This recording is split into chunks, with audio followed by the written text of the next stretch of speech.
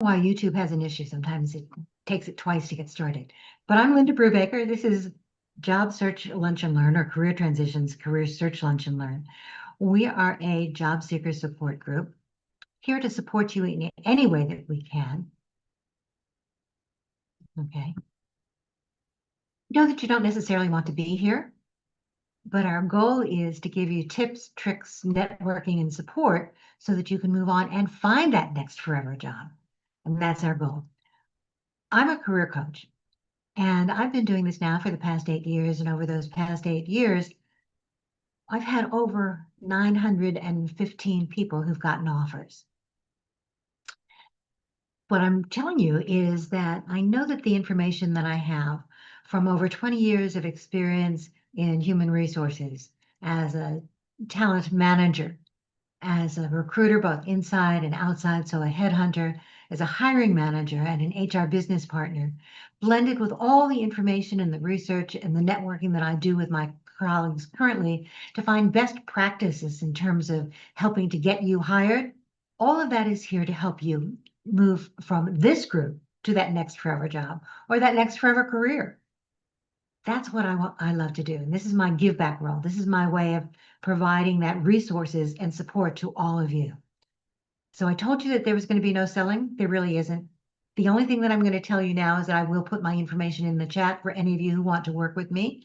That's my individual coaching practice is what allows me to do this. And I see several people that I am working with on this call. And I love that. I love to work with all of you. One more thing is that we have a private group. And a private group means that even though LinkedIn hosts it, you have to be invited to join, or you have to ask to join. And the only people who are part of that group are people who have been part of this group. You've registered, you may not have been able to come, you're on these meetings. We want to make sure that what you say in that group is private. No one else on LinkedIn can see it. It will not show up on your profile for anybody looking at it as activity. Okay, you'll see it, but nobody else will. It's a place that we network. It's a place where we're going to share information, including the chat from today. It's a place where we ask questions, we share jobs and support. It's a way of getting in touch with and supporting one another. So I'm going to put the link to the private group there, and I will do it elsewhere as well. Okay, so please join us. All right, our recording has started. For those of you who are new to the group, okay, please put new all in caps. We'll try and find a time to introduce a couple of you. If you have a question as we move forward, please put the word question all in caps, okay, along with your question so that we can try and find it. And I will warn you that I may not see it, but I'm going to do my best. And you're also going to raise your hands as we get going. I love to see all these new people. Also, as we are moving forward, if you have a success, for those of you who are new, we always start these meetings with success stories. It's another way of demonstrating that regardless of what the win is, win could be you got an interview and it didn't go anywhere. You made a networking contact and nothing happened. You had an interview, yay! Okay, you're moving forward. Anything is a success, and we want to share those wins with you. So if you've got some of those successes, would you please raise your digital hand now? Okay, and let's do a couple of those. I had one right at the start. Yes, okay.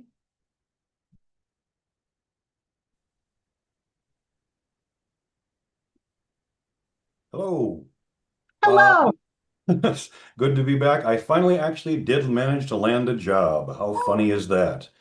It's strangely enough, I got fired by Elon Musk from a government job earlier this year, and I just found another government job just a couple of weeks ago. So I'm hoping this works out, but with any luck, it will. It's not the job that I wanted, but it's a job that will get us through in the meantime. So thank you for your help, Linda, and everybody else. Absolutely. Congratulations. That's fantastic. So when you say it's not the job that you were hoping for, what does that mean? It means it's something I'm a graphic designer, and it's something I probably would have done probably about 10, maybe 15 years ago as far as experience goes. But it's not as much money as I would like, but it's got insurance, which is very nice. And yeah, like I say, it's a fine thing. It will get us through for the time being. Okay, so one thing I want to point out is that when you take one of these jobs, if it's not exactly the fit you want, keep your options open, take the job and continue to look. Oh no, Think of I this, was I was looking before I came on here. So perfect. So think of this as your transition job.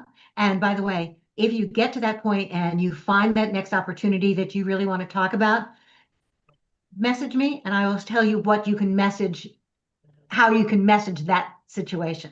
outstanding. Thank you. Okay. And we can also talk about that in an upcoming Lunch and Learn as well. But congratulations. Thanks for sharing that with us. Thank you kindly.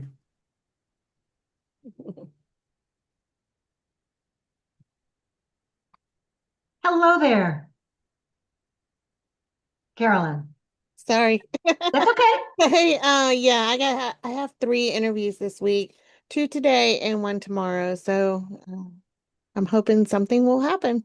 Fantastic. Tell us about the jobs and how you found them. Mainly on LinkedIn. I've seen the jobs and then I go apply to the company directly. And I've added and changed my resume multiple times. So I just try to upload the latest resume up to the system. So hopefully that will work. And then It does. Obviously, it does. You're getting the interviews. yeah, so 2 are for logistics jobs today, and then tomorrow I have a travel job. So hopefully, Congratulations. Keep us posted. Let us know how we can help and support you. thanks. Hopefully something will turn out. Absolutely. But the idea of customizing those resumes every time, applying directly on the company site, really important. Okay, for everybody. Hello there, Marianne. Oh, you unmuted me and I muted me Oh, again. Sorry. I got invited to a dinner last week, which was oh so very interesting with really, really amazing people. And one of the guys wanted to follow up with me and get my opinion on some software they are testing. So I like that. We'll see what we can do. We were supposed to meet on Monday, but he had a conflict, so we're going to meet today right after this. wonderful. What kind of software? That's a really good question. It's immigration related. Um, and I don't really know. I just know it's all in the global immigration space, so I don't know what they're trying to do. I'll keep you posted. Yes, please do. Yeah. And dinner was fabulous. Even better. Yes, exactly. Okay, great. All right. Who else has a win? I do. Ooh, how I do I do know that? I'm kind of Oh, familiar. hi. Hey, Oh, sorry, just hi. I was invited to a networking thing just out of the blue from somebody that I hadn't talked to for a little while, and I went and it was great. It made me feel so much better about not having a job, and I spoke with a bunch of people who kind of gave me some ideas, and I've connected with them, so I'm hoping something better will happen, and it was a positive experience, so that was kind of cool. Absolutely. That's one of the reasons we do these networking events. You never know where something's going to happen, whether it's in person or online. And Okay. that's really hard for me is to go and be with people. I understand. It's hard for a number of people, but yes, that's great. Congratulations. So let us know how that goes and what kind of connections you make. And um, it's always easier to get additional advice and support from people, whether it's online or elsewhere, in person. The idea is that we all are in the same boat and we get ideas and support from each other, and that's great. Cindy, do you want to turn your camera on? Cindy Campbell. Sure. I'm just driving, coming back from appointment. Oh my So, goodness. I have an interview today. A recruiter contacted me on LinkedIn, but I also want to say that there are these people who are contacting me saying that they're either that they're recruiters or recently it was a resume writer and I paid her to redo my resume, but a lot of these people, their LinkedIn profile soon becomes deactivated. So That I makes don't know how to watch out for these people because their LinkedIn profile, they look legit. Okay, so here are a couple of things, and that's a big issue. Okay, it's not just you. Never pay somebody unless you've actually really checked them out first. Okay, me included. You really need to check people out. There are Yeah, it looks unfortunate. normal. So when you say it looked normal, what does that mean? The background looked legit on LinkedIn. So you saw the different companies that they worked at. Yeah. That's okay. So let me give you a couple of hints, everybody. If you see some of these people, okay, always not just go to, oops, their profile, check out the companies that they're with, check the company itself to see whether or not they are listed as an employee with that company. Check to see some of the activities that they've had, the activity that they've had. Check to see if the profile itself has been verified. Okay, there's a little verification mark at the top of the profile. Yeah, but I don't think I've verified my own profile. Then you should. Yeah, okay. Okay. Yeah, and it says these people work for, like, this resume writer worked for herself. I didn't pay her very much. I didn't pay till after they did the resume. But now it looks like it has too many skills. So I don't Okay. even know if it's good or not. So you have to double check and be careful. Some of these people are doing it and they're doing it strictly through AI. Okay, or they're giving you the same resume that they would give everyone else. Your resume has Right. to be new and it has to be customizable, tailorable to each and every job that you go out for. Okay, and make sure that whatever you're getting really does reflect who you are and your words, your style. If you ever have concerns about whether or not a profile is real, whether a person is real, raise it in the private group, DM me, give me an email, and let me check it out. I may not always be able to tell, but there are usually some hints in that profile that will tell you it's not real. Oh, Okay. In which case, what you do is you immediately, as Carrie said, you report them to LinkedIn, you block them. Reporting to LinkedIn, we'd love to say works. It doesn't unless they get a volume. If they get a volume of people who are saying this person is not real, this profile isn't real, they will take action. But more importantly, if you block them, LinkedIn also counts the number of people who block a profile. A block. oh. And so the more they get there, the more likely they are to kick that person off or to keep Yeah, that. I almost didn't pay her yesterday, but I figured they did something. I have to pay them. So, Yep. So yeah, it's tough out there. A lot of them are, you've got, Joan said, yes, they have legitimate companies and they may be looking like legit companies, but they're really not. Look down at the company itself, search the company on the internet, do a Google search or something else and see whether you can find the company and see what the company is all about. A lot of the comments we're getting now, especially if you have, and here's a hint, guys, I'm a big fan of Green Banner, telling people that you are looking, but take the hashtag off of any post. Do not include, even in that open to work post, do not include oh, hashtag open to work.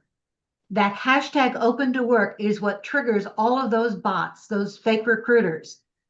And unfortunately, oh, even some real ones, to come in and say, hey, this is a profile. And you'll notice that for a lot of those posts and comments, they're all exactly the same. I got 4 this morning on a post of mine. I'm not looking for a job, but people who are trying to connect and send me to a recruiter. Okay. It's an automated response, which LinkedIn is supposed to be blocking, but they're not yet completely. So always for those kinds of comments, those people, report them, block the comment, and block the person. Okay. And by the way, somebody is making those comments on your post, and you can delete those comments on your post. oh. Well, probably because, like, on Saturday, there's a social Saturday, and they say, right, open to work, open to connect. Maybe just do open to connect then, I guess. Could be. I'm not a big fan of social Saturdays, but a lot of people are. It's a good Oh, okay. it's a way of increasing the number of people in your connections list. But remember, connections are only good if you actually do have some sort of relationship. some sort of connection, some sort of way of building that relationship and doing it. Numbers are good, but quality is better than quantity. True. Okay, but take off that hashtag open to work. Okay, good to know. Okay. Okay, Cindy, can you mute yourself now? Sure. Got it. All right, hello there. Alex.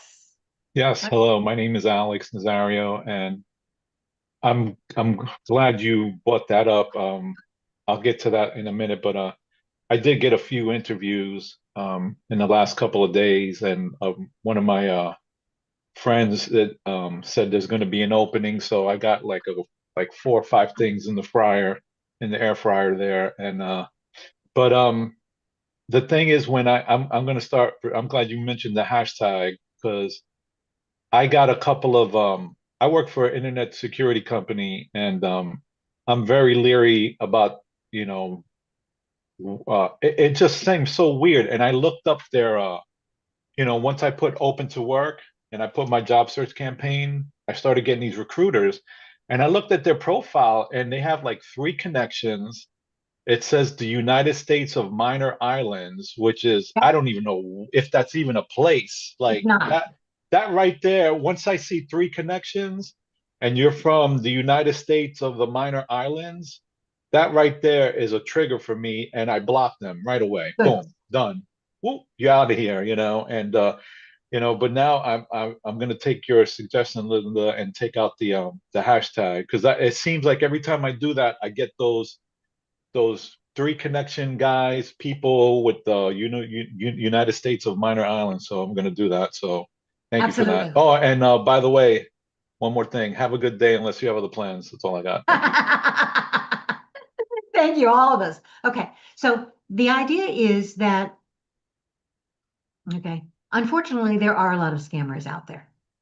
There are a lot of people who are just making these almost robocalls, the almost robo messages. LinkedIn is supposed to be keeping that out of the way. They have that automation, but they're not yet. So we still have to keep doing it. And the more we tell them, no, this isn't right, the more we're blocking them, the more we're going to LinkedIn help and saying, no, this doesn't work. Okay, the more likely they are to finally listen. But in the meantime, it's up to us. So when you see some of these, delete the message from the post, block the person, and report the person and or the comment. The more times we do that, the more likely somebody is to actually get that message, that LinkedIn is actually going to get that message. Now, when you get a connection request, by the way, from some of these people, always number one, unless they're right in our group and you're connecting right from here, from the chat, look up the profile. You should do that anyway, see what they're all about. If the profile doesn't look legit to you, okay, outside of this group, you're getting these random connection messages. I saw something in your post that looked really interesting. I have a job opportunity for you. Let's connect. And you don't know who they are and doesn't look like a legit person. Not only don't connect, but when you're doing it, when you're doing the connections, it'll say, pop up if you're saying, no, you don't want to do it, ignore it. It'll say, do you know this person? The answer is no. The more people say, I don't know this person who's reaching out, again, that's the trigger to LinkedIn saying this is a scam. This is a fake profile. So always do that as well. Okay. Cindy, your hand is still raised. Is that because you're driving or because you have another comment? Oh, hold on.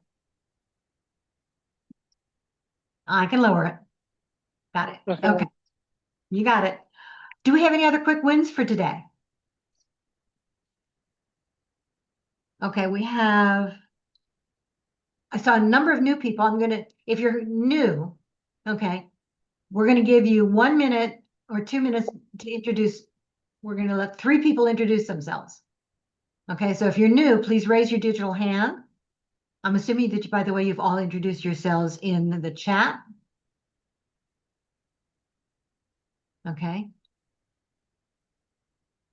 1, 2.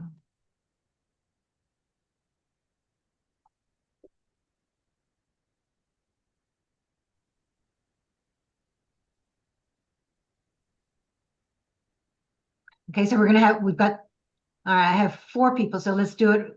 These are the 4 we're going to get. So I'm going to put you up in order. Go ahead and start it. I'm going to add other people to the uh, group as well. Okay, so go ahead and get started. There you are. You. Yeah, okay. Sorry. No worries. My name is Wade Farrell. I'm located in the northern suburbs of Chicago. I'm looking for enterprise software account management positions, renewals management positions, either remote in the USA or hybrid here in Chicagoland. I excel at mining accounts and looking for white space for increased consumption and contract term elongation. Very good. Thank you very much. Sure. Make sure you do put your information in the chat. Yeah, Okay, I and understand that. Thank you. perfect. You can do it again now. By the way, it doesn't hurt to do it more than once, especially while we're doing this. So now I'm going to let's see. Okay. Lynn, would you like to introduce yourself? Yes. Hi. Hi. I'm also in northwest suburbs of Chicago. I am very experienced towards the end of my career, actually, as an executive assistant. I've been supporting C-suite level, mostly chief revenue officers and chief sales officers. I love working in tech sales and supporting sales teams. So I'm looking for something very similar. I just happened to get a huge raise. I put that in the chat. I got a 5% raise, which is almost unheard of. And on Friday, the 2nd of May, and on Monday, the 5th of May, they eliminated my position. Oh my. So bravo. But Yeah, it's you all did good. not bad. I have really strong faith, and I'm a firm believer the next thing's there for me. Hopefully the next is the last. So I'm just looking for a similar role. It doesn't have to be supporting sales teams. I've supported a lot of different organizations. I'm retired Air Force. I've worked as a paralegal for 14, 15 years, and I've been supporting sales organizations probably for about 16 years. Worked at Oracle for a very long time, moved from Michigan to Chicago, increased opportunities by coming to Chicago. So just keep me in mind if you hear of anybody looking for a really strong executive assistant. I'm really strong with operations as well. So I'm really a key business partner at the C-suite level. Excellent. So, and I really was happy to find this group. So thank you for creating it. And I look forward to hearing more about it and being involved. Good. Welcome. Yep. Thank you. Uh-huh. Okay. You have to unmute. There you go. I saw my face pop up. I was looking for the mute button. I'm trying to unmute. I'm new. My name's Alexander Chatsky. I actually was on a previous call last week. I worked in customer service. Right now, I do a lot of volunteer work for organizations like American Red Cross. There's another great organization out there called careerconfidence.org. They also help job seekers. So I volunteer for them. I facilitated for the Alzheimer's Association, and I also tutored with the Literacy Council of Carroll County. So I'm looking for a role eventually in facilitation, but open to customer service roles. And when I did customer service, I worked in an insurance company, but I'm trying to move to a different industry. Got it. Thank you. Welcome. Okay. And got one more. Your camera is off and I can't.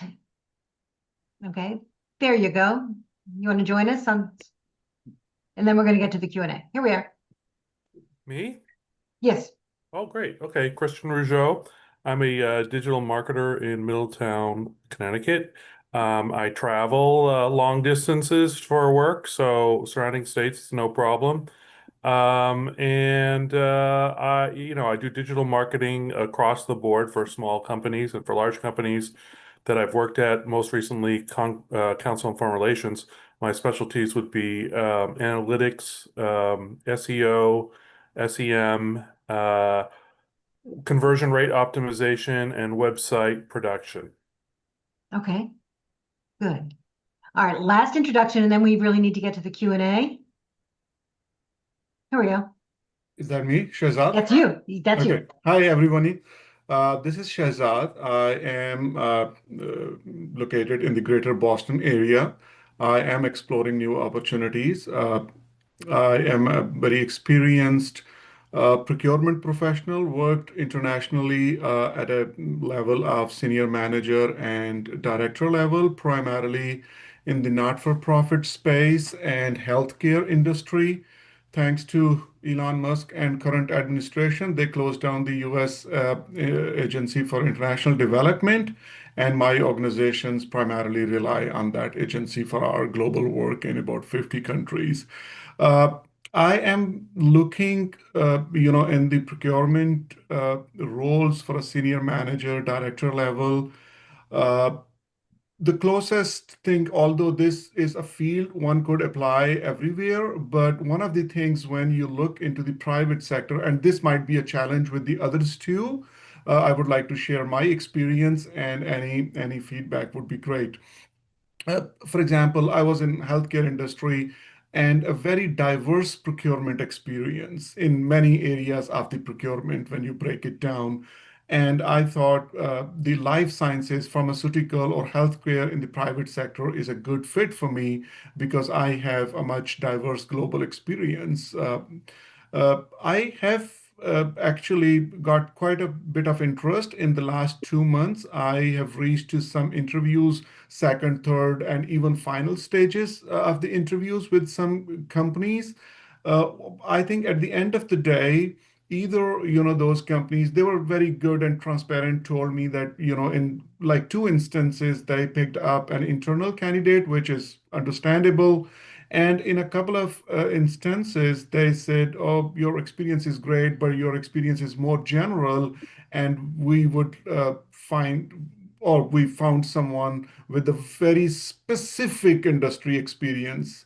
Again, this is good from a company's perspective, but I've tried to, now more customize my resumes and other things. Good. One more challenge is again, if I don't know how many others have this experiences. For example, if I am looking for like few companies and those companies had multiple job positions opened, so the tailoring of the resume gets a little bit more complicated in where, for example, if they're looking for a director vendor relationship management or in the pharmaceutical space or other space, if it's a one position, it's probably easier to tailor your resume. But if it's a multiple, then you cannot really go like hardcore focus on one job. But the best you could do is pick up a couple of jobs and try to incorporate some of those things. So that's my experience is all about, and happy to be here and meet other people. Thank you. Good.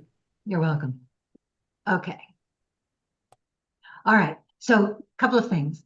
Now we're going to get into the Q&A sessions. So remember, if you've got the Q&A, if you've got a question, please put the word question all in caps so that I can see your hand, and make sure that you raise your digital hand as well. If we don't get all your questions today, we'll make sure that we get them answered in another way. One of the things that we just heard was the idea of applying for multiple jobs at the same company at the same time. And how do you tailor for each one of them if they're different? So I'm putting on my recruiter and hiring manager hat for the moment. And that is, you have to be really careful.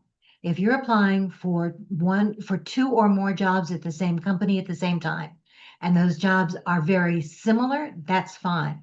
If those jobs are different, and I'm not talking about different departments, but if those jobs are very different, then as a hiring manager or a recruiter, my thought is you just want to have a job, any job, you don't care what job it is. So I get a little hesitant when you apply for too many jobs at the same company at the same time. So be selective, apply for the ones you really want first. My recommendation is to apply for no more than 2 or 3 at a time, preferably only 1 or 2 at a time. Make sure that you are tailoring it directly to that job and that those jobs are very similar. And then when something happens, when that one gets closed out, go for the next. Okay, thank you. All right, question. Yes. Carolyn. Okay, so what I've noticed is you can apply for the job, you put it into the profile, you can go back and fill in the rest of the blanks for the profile. But there really is only one area to put the resume at. So if you change the resume and you've already applied for the job, do they look at the new resume or they look at the resume that was submitted? So Because it depends. Okay, and that's a great question. Some companies will allow you to have an account, okay, in their system, in which case you can not only apply for multiple jobs, but you can put a resume in for each individual job. Not all ATS systems allow that. But in many cases, you can upload more than one document and say it's for this particular resume. So when you're applying for that resume, that job, you add that resume there. You can edit the resume and switch one out and the other. If you have a name, you can send that resume directly to that individual in addition to putting it into the system. But it's one of the reasons that I say be careful about applying for too many jobs at the same time. Not only does the system get confused, but more importantly, the hiring manager, the recruiter gets confused. We have no idea what it is you really want. Now, what's nice about most of these systems, Carolyn, is that they will archive an older resume that you have in there. So even though you're uploading a Hi, new, how are you? Okay. excuse me, please mute yourself if you're not speaking. Thank you. So my other question is if your resume is on the system and they're looking for somebody with your keywords, will your resume pop up too afterwards if they're looking for a particular job? Yes.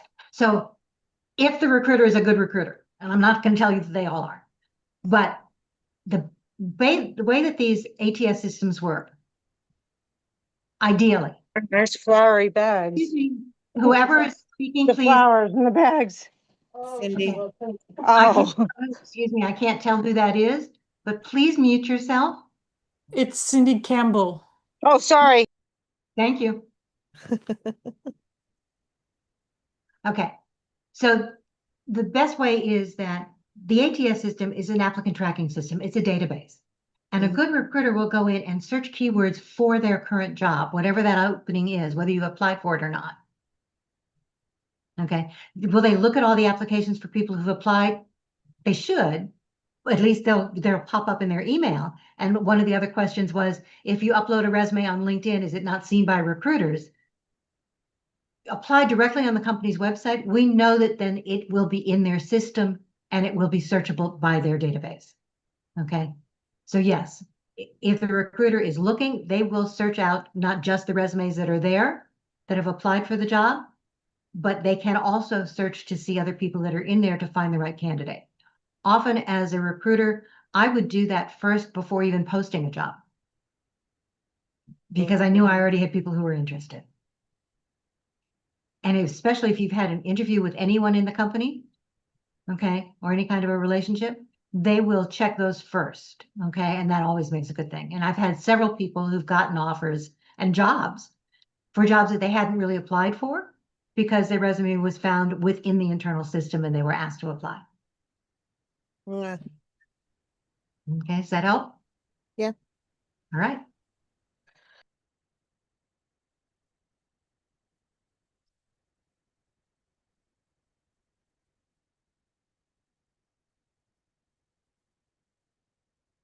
Alexander. Yeah, I had a question in terms of like how to connect with internal employees, because they're kind of like cold calls and you don't know them. And like, is there like a script or what do you recommend to say when to connect with them to have good results? So remember what you're doing is you're trying to do several things. And that we're going to do a full lunch and learn on the whole idea of how do you make those networking connections. Okay.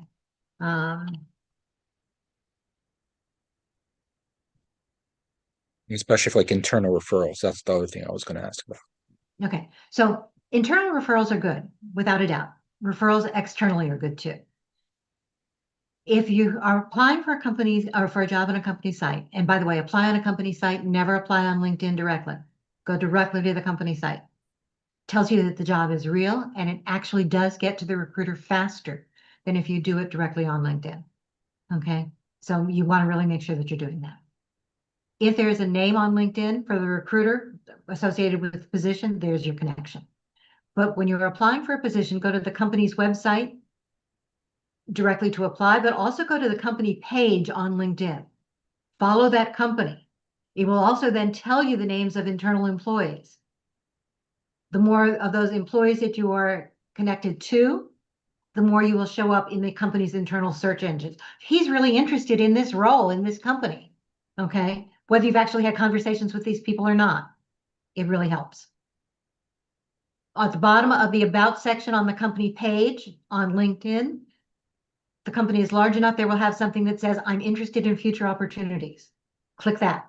That again triggers the recruiter saying this person is interested, and you will show up higher in their internal searches. When they're looking for you, when you show up or when your resume is seen and they start doing their due diligence, you'll be listed higher on the list. Doesn't mean you're going to get the interview, but it's another plus in your favor. So how do you reach out to them? You're really doing something that I'm really interested in, or I'm interested in your company. Let's learn more about what you do, what you really like about that. How did you find this job? Not how did you find this job. What do you like? What are the challenges that you're facing? Not, can you send me in? Okay. It's more about them. What did they do? How did they prepare themselves for a role within the company? It's a very quick request and it's very quick conversation. At the end of those kinds of conversations, once you've made that connection, if you actually can get that conversation going, then they are going to ask you about you, but it's always about them first. What about you? Well, I'm looking for a new opportunity. In fact, one of the reasons I reached out to you is you're working at a company that I'm really interested in. And I'd love to learn more about the company. At some point in that conversation, you can say, not, hey, can you walk my resume down the hall? But I'm applying. Would you like me to list you as the internal referral if you all have a referral bonus? Most people are willing to say yes for that if there's an employee referral bonus, because they're not saying, hey, I'm vouching for this person. He's the next best thing to sliced bread. But it's still that internal referral that gets your resume seen a little better. Does that help? Yep. All right. Next question. Can I go? Who's saying that? This is Shahzad. Can you see me? I can. Okay. So this is related to my first question that I asked in the introduction, and thank you for responding to that. This is very helpful. One thing is, I mean, nobody can change the past, but I just want to learn the system a little bit better. For example, if I've applied with a specific company for like quite a few positions, four, five, six, uh, maybe for one, I might have gotten an interview for first or second level.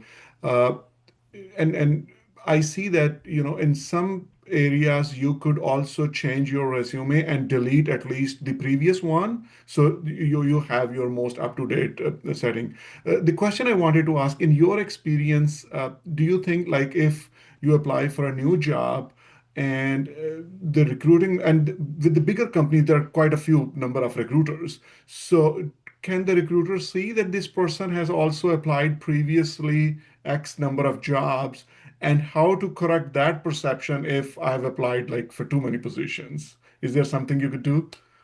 You really can't. Once you've applied, Okay. you've applied. Okay. Okay, but yes, every recruiter within the organization can see that if they go into the database, not just anything else. They'll pull you up if they're looking beyond just the application that you have. Okay. And I Thank can you. see that. Uh-huh. Okay. I'm seeing some more in the chat, and I apologize if I'm missing some of those. Okay. Jeff, you had a question. Jeff Tartikoff?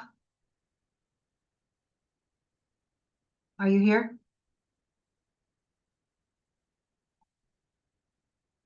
If you are, raise your digital hand. Sorry. Can you hear me? I can hear you, but I can't see you. I wanted to bring you up on. I'd prefer to be off screen if that's No, not a possible. problem. Of course. Yeah, I had two questions. One, I put both in the chat. If you had been a Board of Trustees member and on various committees at a religious nonprofit, and want to include that as your experience to fill in, some gaps on your resume, how would you best present it? I'm concerned about using the actual name just because that would be, a flag of saying what the affiliation would be. But I didn't know whether I should just list it as like a religious nonprofit and whether that would be acceptable. And then I don't know how to handle it on LinkedIn specifically because they usually want a company name. I guess I could just put religious You nonprofit could. there as well. And then my second question had to do with if there's a career break, where would you put that? Either above an experience section, below it, or within an experience section. And I think there might be strategic benefits to any of those. So, Okay. So 2 questions. The first one was the religious affiliation question. If you look at my LinkedIn profile under my volunteer activity, I list the fact that I was a board member for several Jewish organizations. And in today's climate, that's a little iffy. I don't care. That's where I was. yeah, Okay.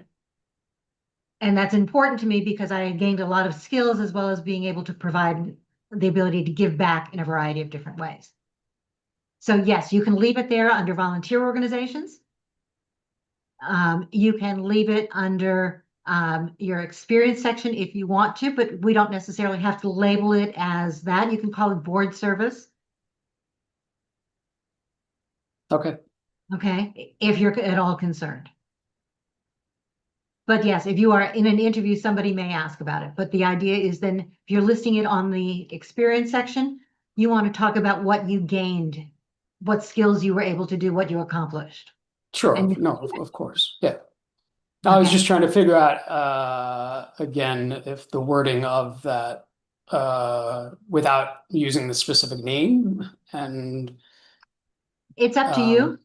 yeah, I'm a believer in using the specific name if you can, but it's strictly your own comfort level. And a lot of Right. people don't. right. Okay, and that's okay.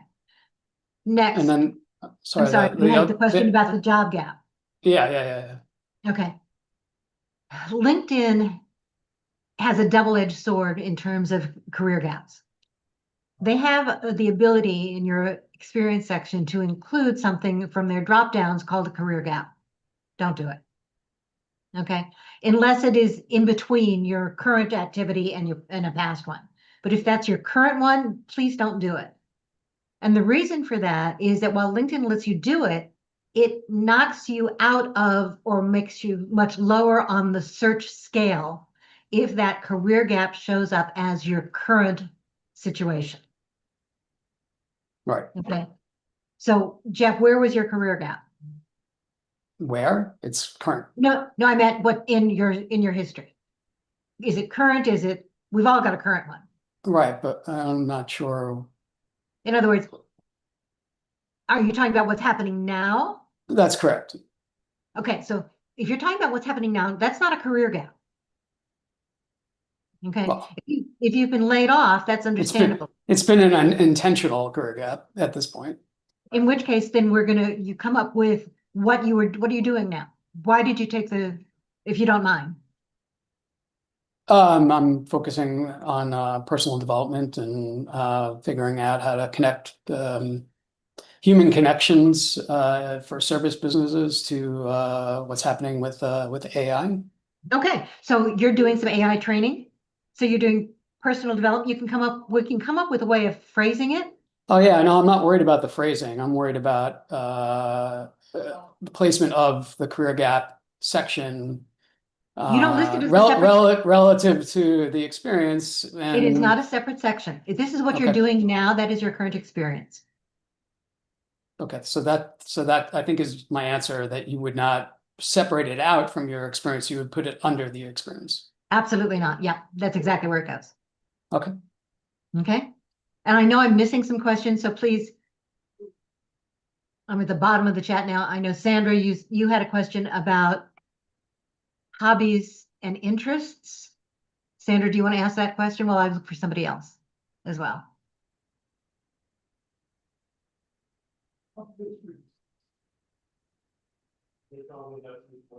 Sandra, do you want to ask your question? Sandra's question was about whether or not you should include hobbies and interests on your resume. That's old school. We really don't do that anymore. Okay. If you're fresh out of school, this is your first professional job. I'm seeing some of those, but there's really no reason to include it now. It wastes space. It doesn't have any benefit in terms of what you're doing. Now, if it's something that will directly relate to the job you're looking for, then there are other ways of including it. Or if it is highly unusual and a good conversation piece. For example, one of the people that I've worked with, we included in that section, that volunteer activities, that she took training at Second City. Okay, actually, we included that in her about section as well. So what's old school is including a section of hobbies and interests on your resume. No longer really done. Okay. What other questions? I see career break. We talked about that one. LinkedIn recommendations. Okay. So recommendations are different than endorsements. Every time you add a skill to your skills profile, and you should go through those often. Okay, make sure that there's still the skills you want to be found for, those keywords. A lot of us have some that are really old, that we really don't want to do anymore, or that are no longer really important.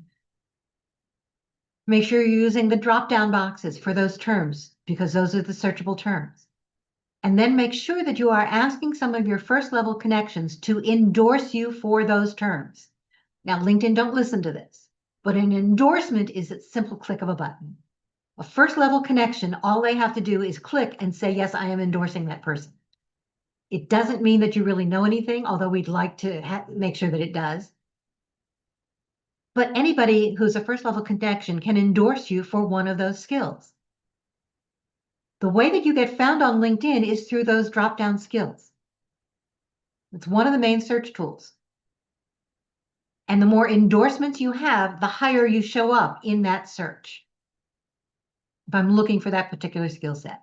If you have no endorsements for that skill, it may not show up in my search. So feel free in our private group to go ahead and ask some of your first level connections. Here are the 5 skills I'd like you to endorse me for. What would you like me to endorse you for? Okay, or to reach out the other way to any of your first level connections.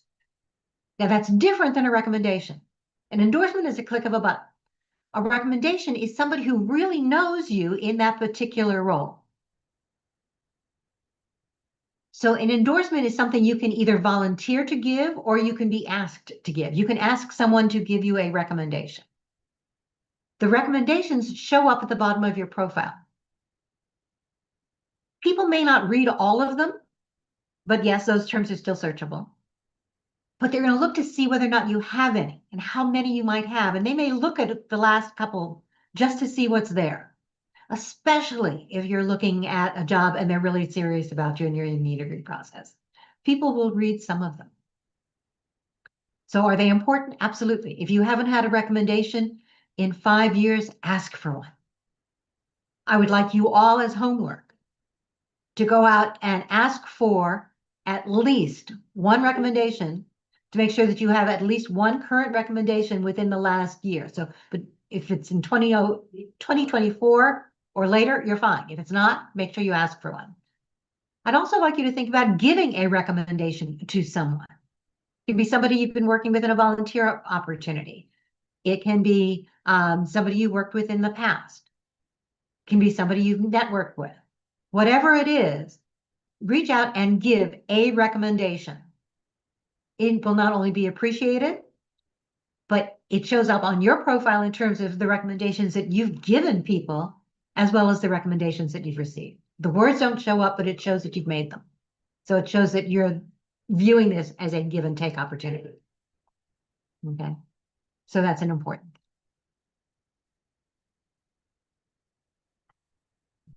Okay.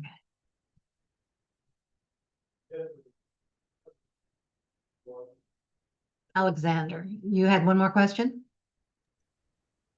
Yeah, I heard this from someone that you put the like seeking like new opportunities. I think kind of going back to the previous question, and I have that like listed seeking previous opportunities, and it has like a little picture of like an airplane as the logo. Is that acceptable? And uh, for the gap, and if so, like what should I list for like the bullet points? Should I list the volunteer work that I'm doing now? Because You I can already list your have that listed under You volunteer you experience. can do it in several sections. You can do it there, say while looking for my next opportunity as, and then list a couple of job titles. I have been doing this. So it's okay to include some things in two spots. And that could be bullet pointed, so I can put bullet points saying while looking for my role as I am volunteering here, here, and here. Yes. Okay, Okay. absolutely. Okay. Next. By the way, you might want to put in a shadow company. What I mean is it's a placeholder company that are looking for opportunities. It still shows up and that's great. Other questions? I know we're close to time. I'm happy to stay a little over if we have more questions.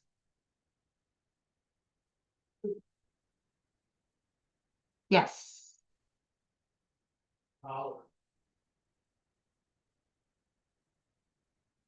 Yes, hi. My name's Debbie Stephenson, and my question is on should we list our complete resume details of bullet points on the experience section in LinkedIn, knowing that recruiters may not see our uploaded resume, they're just possibly looking for the keywords.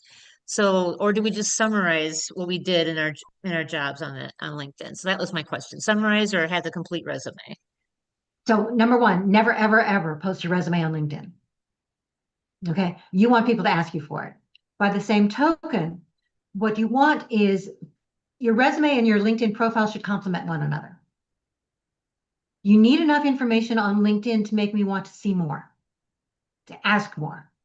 But if it's exactly the same as your resume, then I have no reason to ask for anything else. So the resume is specific to the job, the LinkedIn profile is generic.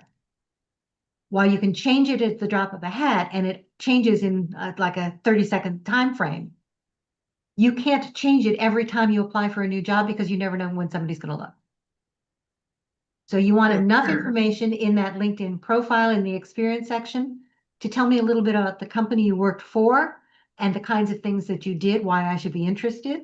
But the resume goes into greater detail. Perfect, thank you. You're welcome.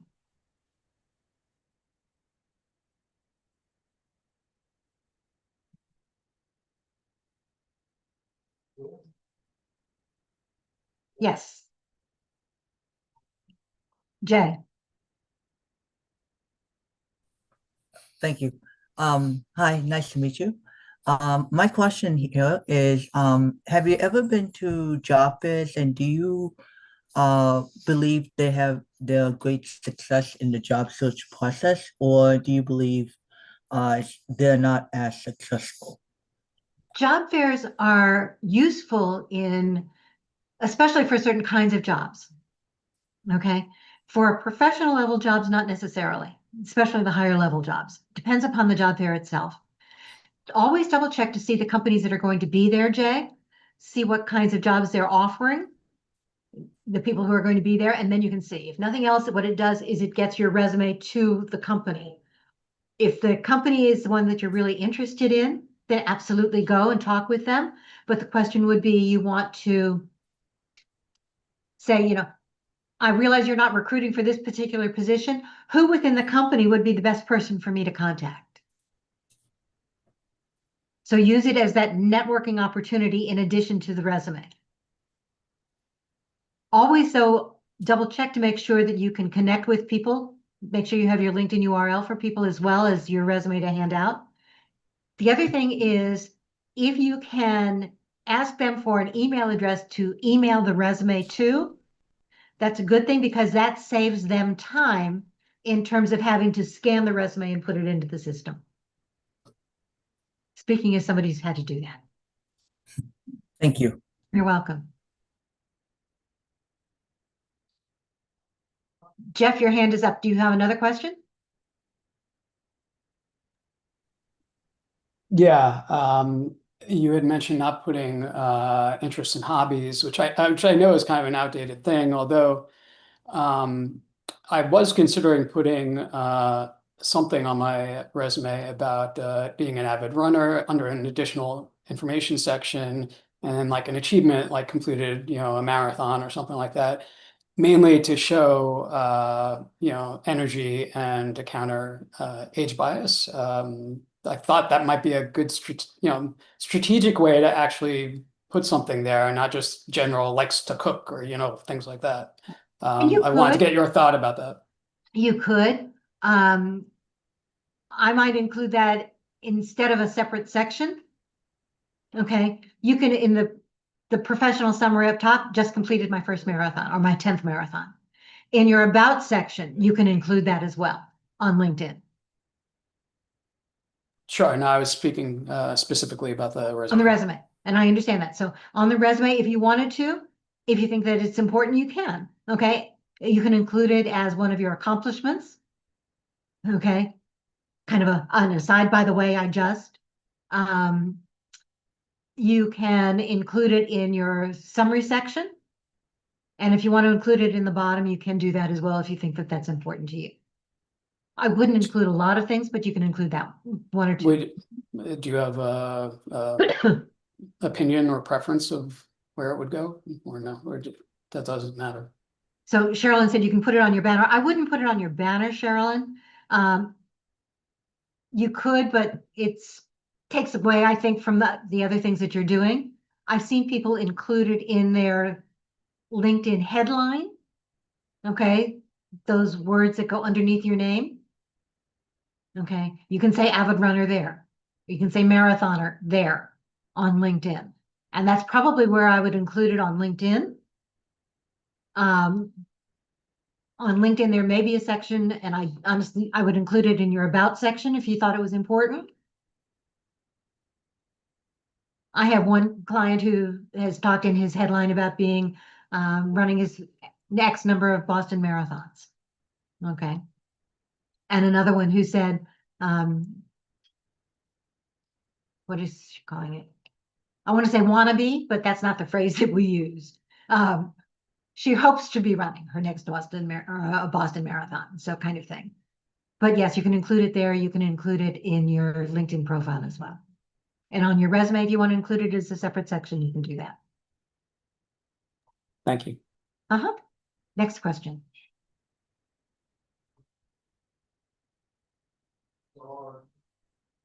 Under your name, Sherilyn, on your banner.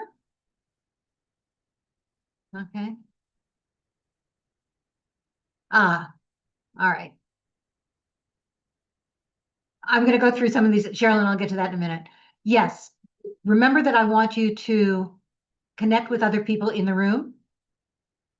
There are many of us, like me, who have a free account, which means that you get 5 connection messages a month.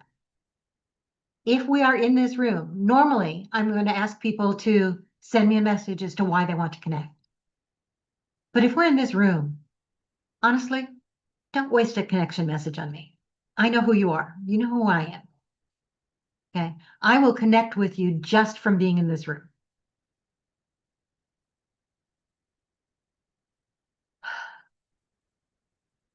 Okay. So there's that. Oh, what other questions? I want to get them real quick. Have I missed any that are out there? Job fairs. There are some job fairs for mid or senior level positions. They're harder to find. Check with your Chamber of Commerce, local Chamber of Commerce, and see what might be out there. Check with your local community college and your unemployment office to see what job fairs might be available. The unemployment offices seem to always know what those job fairs are.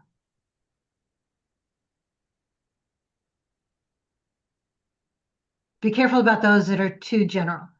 Robin, you asked about the order of skills. Do you want to come on screen and ask, Robin?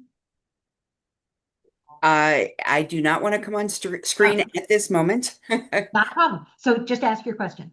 Well, I was just wondering, as I'm looking at my skills, I'm not very LinkedIn savvy, but as I'm looking at my skills, I know which positions I have them under and that sort of thing. But is there an order that matters or that they look at, more So than two others? different, yeah, two different things. The machine will find it regardless of what order it's in. That's not the issue. So the search engine within LinkedIn will find it regardless. But if you look at your profile, even if you have 100 skills, and you can have 100, you don't need 100. But on your profile itself, it will only show 2. The rest of them will be there if I hit see more. Now, human eye gets tired. So I'm going to look at the 2 that are listed on your profile.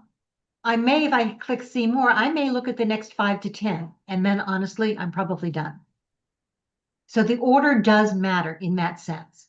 You want to make sure that the skills that you most want to be found for are at the top of your list. Okay, Every that makes sense. Okay, every time you add a new skill, LinkedIn puts it to the top. So you have to reorder them every time. Every time somebody endorses you for a skill, LinkedIn will reorder it. So go back in and reorder them yourself. Good to know. Thank you. You're very welcome. Next. Okay.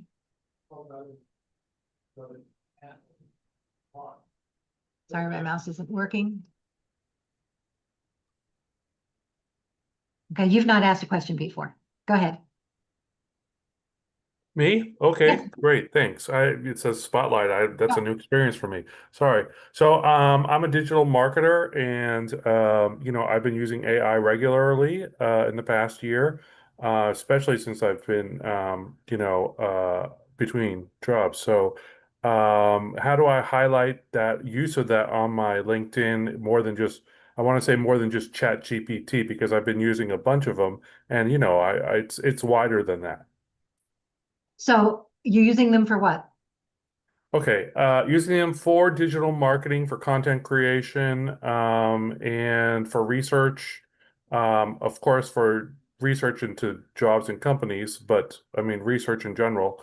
And so yeah, I would say that's it. Content creation, research, and analysis of some trends, digital marketing trends. Okay, so what I might do is do a post on occasion. Okay, Do what? Sorry? do a post. Okay. Okay, I just did an AI search, did a search for this, used ChatGPT or Perplexity or whatever it was, and it was really interesting to see this, and these kinds of trends pop up. Mm-hmm. Okay. Okay, and you don't have to do it quite that way, but make sure that you're adding each of those individual tools as part of your skills. Mm-hmm. You can include something about it in your about section. Okay, you Mm-hmm. want to include something in your accomplishment section on your resume that talks about the things that you've been able to research, or the Mm-hmm. tools, how you've been able to put some of those prompts together to get research done in different ways for the marketing purpose, what you've been able to find through those tools. Okay. Okay. And then you wouldn't happen to know what recruiters are searching for, the terms that they're searching for when they're looking for somebody that handles AI well. So I would look, there are a number of them. In your skills section, start typing AI Mm-hmm. into the skills box, and a number of things will pop up. Okay. Those are what are called market value terms. If you Okay. add your own term, it's not searchable within LinkedIn. Right. So if you're typing something, it will show up. Okay. So, and then if it doesn't start with AI, then I start guessing. I just start throwing in the terms that are commonly used, like prompt engineering or natural language processing. Okay. Exactly. All right. Thanks. Okay. And it doesn't need to be AI. AI literacy is something that almost everybody should have, regardless of the job they're doing. But that deep dive is very useful for some jobs more than others. Right. Okay. So absolutely. And if you're taking courses, make sure that you're adding them to LinkedIn and to Yeah. your resume. Okay. Thanks. Okay. Next question. Okay. Several people have been asked, several people have, how do I phrase this? We've got some people who've been asking questions a lot. I want to make sure everybody else gets an opportunity. Anyone who has not yet asked a question? Who has a question to ask?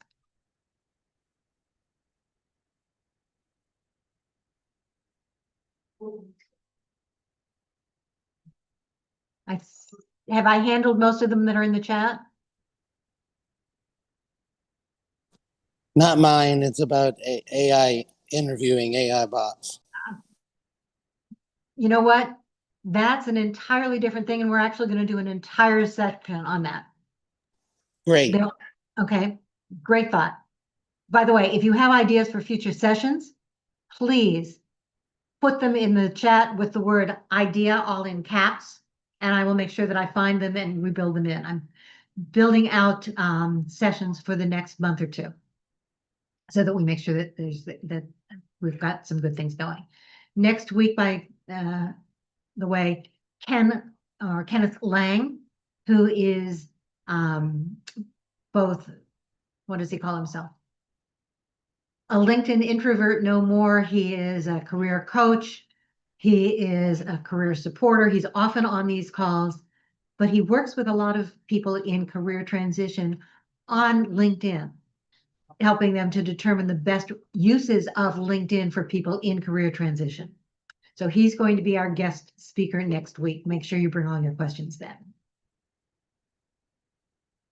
For those of you who are getting ready to leave, make sure that you copy the chat. There are two ways to do it.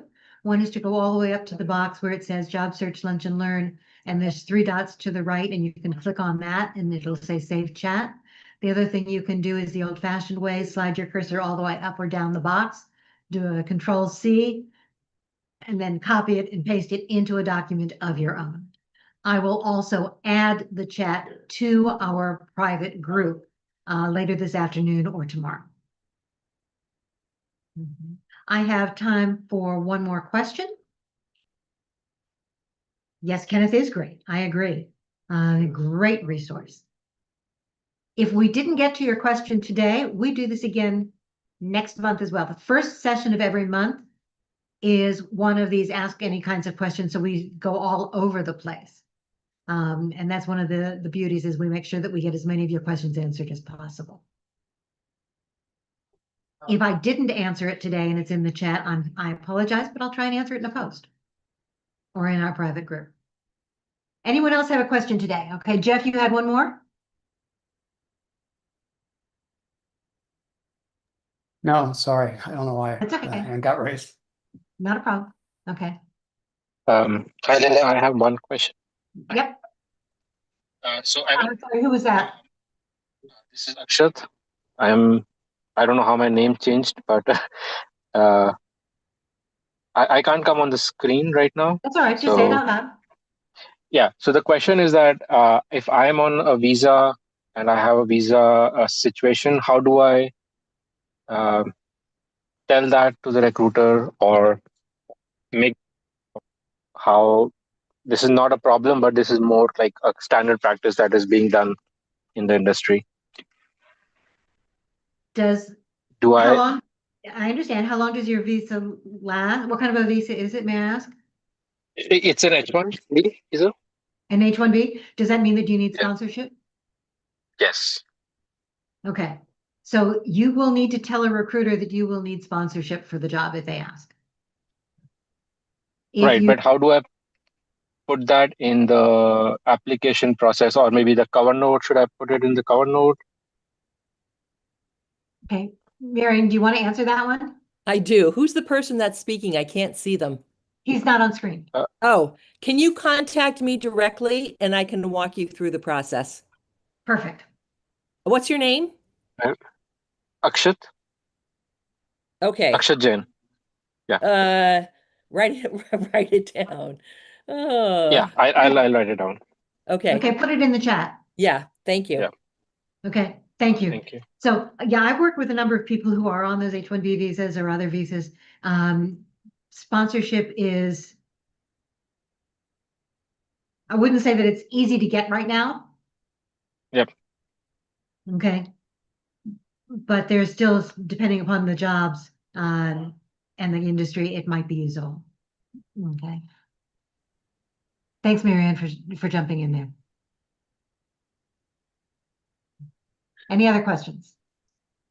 Can I get a very quick comment to the last question that he said? A lot of the companies, when you apply, this is Shahzad, they, as part of the questionnaire, when you're submitting an application, there's typically a standard question that whether you know or in the future need sponsorship or something like, and make sure you said yes to that. Correct. Thanks. That's directly on the application itself. That's correct. Yeah. Okay. Did you have one more question? Okay. Just wanted to say a couple things real quick. You mentioned something about putting in a shadow company, and then also my question is, if you're having difficulty getting like connecting with people in the company, I remember what we talked about. What's the order? Like, could you still apply online through the company website, or should you just wait before you get that referral after speaking multiple times with the people in the company? That's what I'm trying to figure out. Don't wait. Don't wait. If you know that you've got that referral coming, then you can wait. But you really want to apply quickly for a lot of these jobs. One of the things we're finding is that if you're looking at jobs, for example, on LinkedIn or Indeed, they're going to tell you that they have these huge numbers of people who are applying for this job. Okay. Yes, that's true. No, it's not. A lot of the numbers that you're seeing are actually people who are clicking into the job, especially on LinkedIn. We know that Indeed does exactly the same thing. They're trying to sell that premium service to companies to recruit that way. So just clicking into a job doesn't mean that I've actually applied for it. So don't get thrown off by the numbers.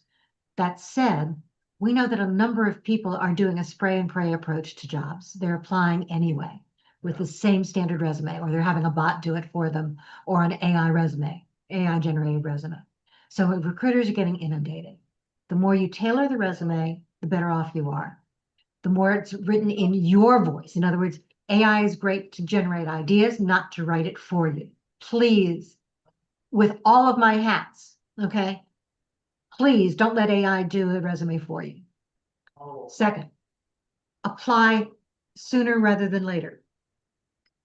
Especially because we're getting all of those resumes coming in. If you wait too long, I may stop accepting resumes for a period of time. So if you know that you can get that referral, that's great. Even if you've already applied, a referral can still send a message to a hiring manager and say, by the way, okay, or to the HR department, you can still do that.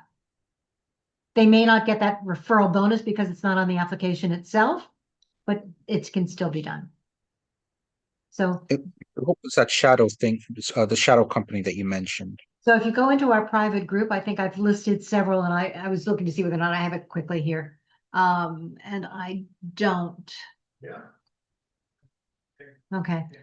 But I will put it into the private group again. I call them, yeah, they're shadow companies, they're placeholder companies.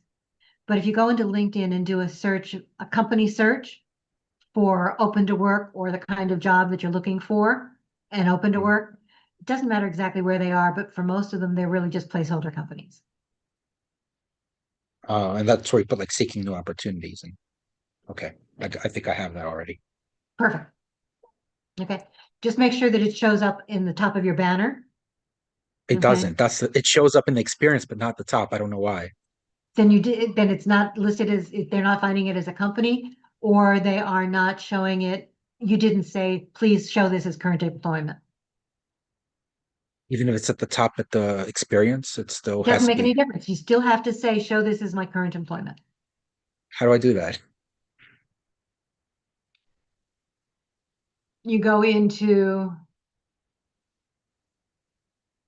It's in the settings at the top.